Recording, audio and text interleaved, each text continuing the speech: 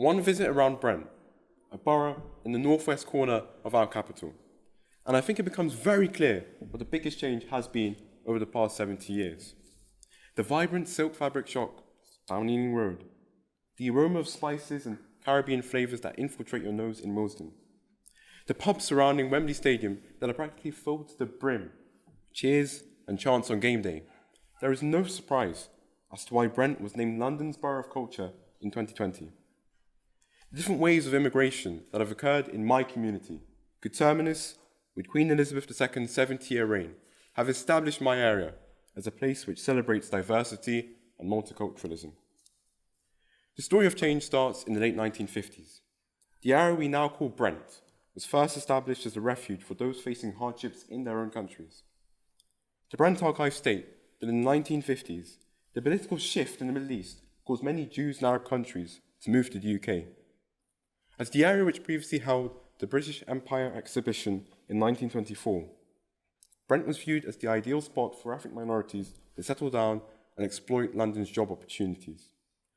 Brent was officially founded in 1965 with a somewhat controversial amalgamation of Wembley and Willesden, two boroughs that could not be much more distinct. Wembley was affluent and Willesden was much less so. Wembley was homogeneous and Willesden was diverse. But the joining of the two opposite worlds created the framework for profound changes in the borough's makeup to begin. In the 70s, after many South Asians with an African background were expelled from East Africa, namely Kenya and Uganda, areas like Preston Road allowed them to be able to start a new life. But there were flashpoints, most notably the Grunwick dispute in 1976. In a film processing factory in the eastern region of Brent, Jai bin Desai, a worker in the plant, began protesting the mistreatment of the largely immigrant women who toiled in the factory. Many were subjected to poor pay and degrading treatment simply based on their backgrounds. Desai sparked a 2-year campaign for better treatment not only in Grunwick, but across the nation.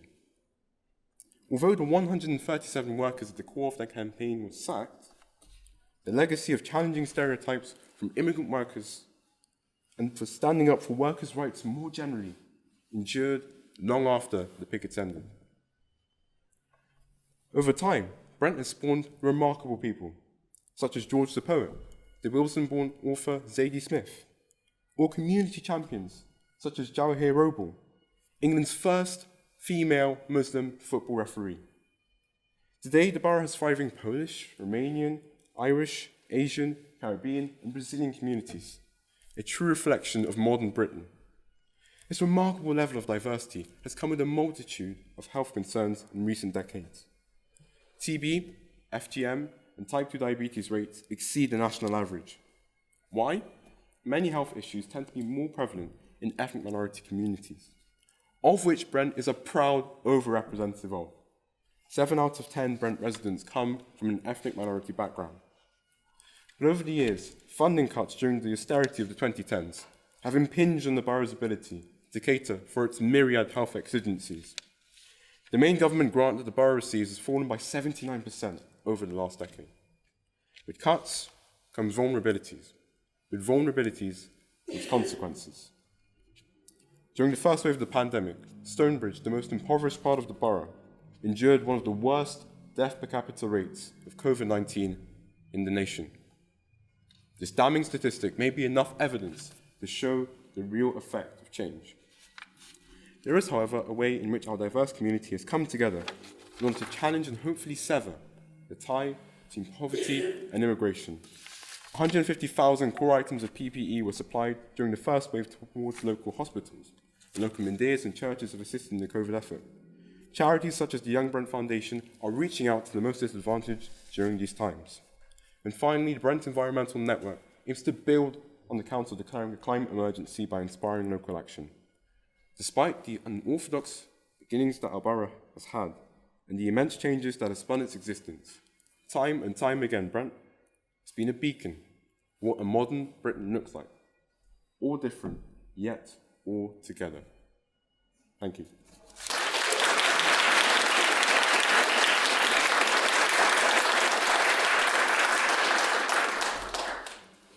Thank you, Chris.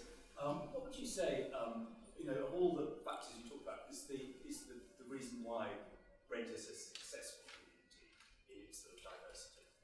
what strikes me about Brent, I've lived in Brent pretty much all my life, and despite all of our really varied differences, we've managed to be able to see past that and acknowledge that we're stronger together. And as a community, we have united in the most difficult of times and the times where we can celebrate. I found that as a borough we are developing, we're becoming more gentrified, yes, but at the same time, you're seeing more local businesses coming up, employing more local people. You're seeing more community projects, more engagement from children from the most poorest backgrounds. And people from such disparate backgrounds really uniting, seeing past their differences and acknowledging that, honestly, the borough's success depends on all of us working as a single unit rather than a disjointed network of, a hodgepodge of madness. We have to really work together. That's how our borough, Brent, is going to succeed. And that's what I think I've seen over my time here.